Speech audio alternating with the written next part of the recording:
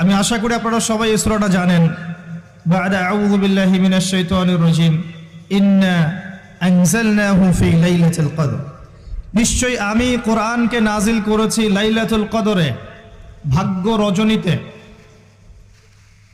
ওয়া মা আদরাকা মা লাইলাতুল কদর, হে নবী মুহাম্মদ সাল্লাল্লাহু আলাইহি ওয়াসাল্লাম, আপনি কি জানেন লাইলাতুল কদর কি জিনিস?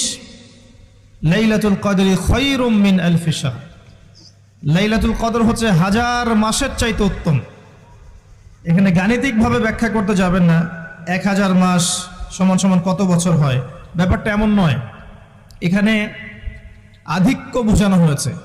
হাজার হাজার মাস ইবাদত করলে যে নেকি হয়, এক রাত ইবাদত করলে সে নেকি হয়ে যাবে ইনশাআল্লাহ। এই রাতে কি হয়? স্পেশাল তানাজ্জালুল মালাইকাতু ওয়ার রূহ, এই মাসে আল্লাহর পক্ষ থেকে আল্লাহর ফেরেশতারা নেমে আসেন। কোথায় নেমে আসেন?